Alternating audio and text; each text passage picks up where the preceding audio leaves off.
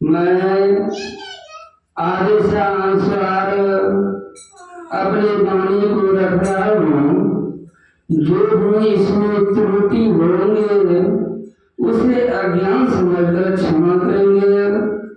सर्वप्रथम पूज्य गुरुदेव जी एवं ज्ञानदेव साहेब यह मंच पर पधारे हुए बाबागण और माता बहनों सभी को चरण कमलों में मैं तीय बार साधे बंदगी करता हूँ। साधे बंदगी, साधे बंदगी।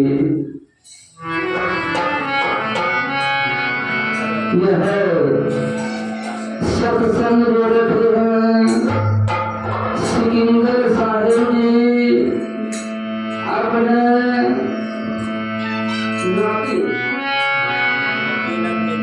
नाती नतनी दोनों के मुंडन के शुभ अवसर पर अपने दरवाजे पर भी पूज्य गुरुदेव साहेब को बुलावा किए करके सत्संग कराए। पहला सत्र और दूसरा सत्र यह पवई मकदमपुर आश्रम पूज्य गुरुदेव के समीप में यह सत्संग करा रहे हैं।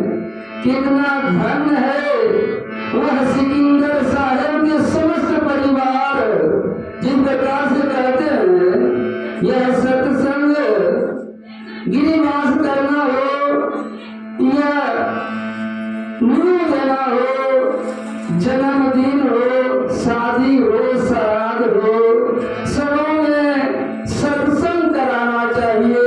क्योंकि जिन प्रकार से सत्य का अगर संग हम लोग नहीं करेंगे तो क्या यह मानव शरीर का दुर्गति होगा? क्या दुर्गति होगा यह मानव शरीर का? जरा अपने शरीर में विचार करें तो यह सदगति प्राप्त होगा तो सत्संग में होगा। इसलिए हम लोग जग के कोई जग प्रजन कराते हैं तो जग के बाद सत्संग अवश्य कराना चाहिए। सत्संग अवश्य कराना चाहिए। यह मानव की प्रथम कर्तव्य होता है। क्योंकि संत महात्मा बुलावा करके अपने प्रांगण में ज्ञान चर्चा कराते हैं। वह धरती धन्य होता है, वह धरती धन्य होता है। संत गुरुजन को चरण पकड़ जब धाम पर जाते हैं तो वह धरती धन्य हो जाता है और वह गरुड़ भी धन्य होता है। जो कि संतों की वाणी हम लोगों को कानों तक जाता है, हम लोगों को कानों तक जाता है। यह सत्संग है। सिर्फ 2 घंटा 3 घंटा कर लेना, इन्हीं को सत्संग हम लोग समझ बैठते हैं। इन्हीं को सत्संग समझ बैठते हैं कि सिर्फ 2 घंटा 3 घंटा मैं सत्संग कर लूं, सत्संग में बैठ जाऊं तो मैं सत्संग हो गया, मेरा सत्संग हो गया। नहीं, कदापि नहीं होगा। सत्संग को दिल में बसाना होगा। सत्संग को दिल में बसाना होगा। सत्संग को 24 घंटा करने का चीज है। जिनको दिल में बस जाएगा, जिन व्यक्ति को यह सत्संग दिल में बस जाएगा तो समझिए वह 24 घंटा सत्संगमय हो जाएगा, सत्संगमय हो जाएगा। इसलिए संत गुरुजन कहते हैं कि सत्संग को दिल में बसाने के लिए जिसको दिल में सत्संग बस जाएगा वह कभी नहीं उजड़ेगा, वह कभी नहीं उजड़ेगा।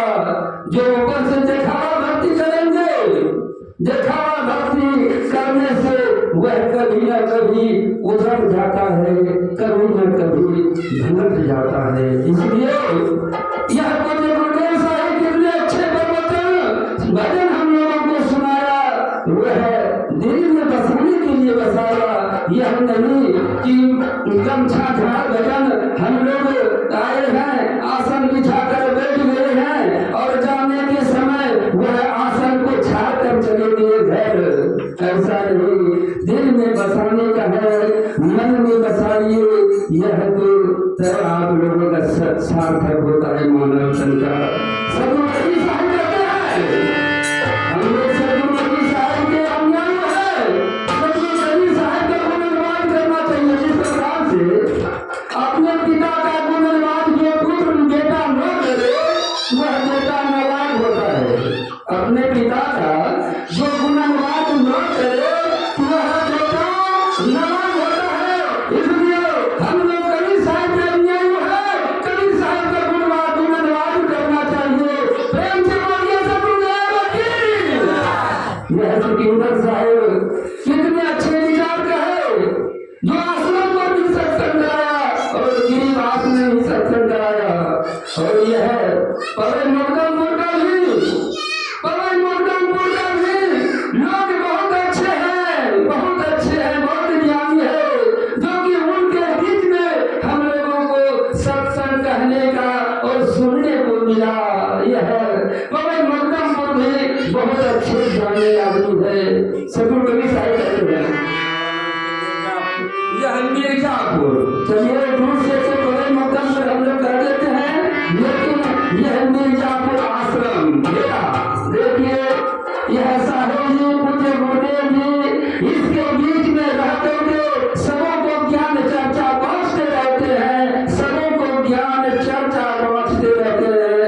जरा विचार करें, हम लोग वह परमात्मा से ऐसा पंथ पंथारी हम लोग बीच में निकाले हैं, यह परंपरा से निकला है। इसका कोई लेखा जोखा हम लोग नहीं दे पाएंगे, लेकिन कहता है हे प्रभु हे ईश्वर मुझ पर दया करें। अगर वह परमपिता परमेश्वर अगर आप मानते हैं, परमपिता परमेश्वर अगर आप मानते हैं, हम मानते हैं, तो वह परमात्मा सब जीवों पर दया करता है। वह परमात्मा सब जीवों पर दया करता है। और हम सिर्फ अपने को दया मानते हैं। क्या कोई जीव को अगर हत्या करके हम खाते हैं तो क्या वह परमात्मा वह जीवों पर दया नहीं है? वह परमपिता परमेश्वर सबों पर सब जीवों पर दया है। और हम अपने के लिए दया मानते हैं और दूसरों को हत्या करके मैं ग्रहण करता हूँ।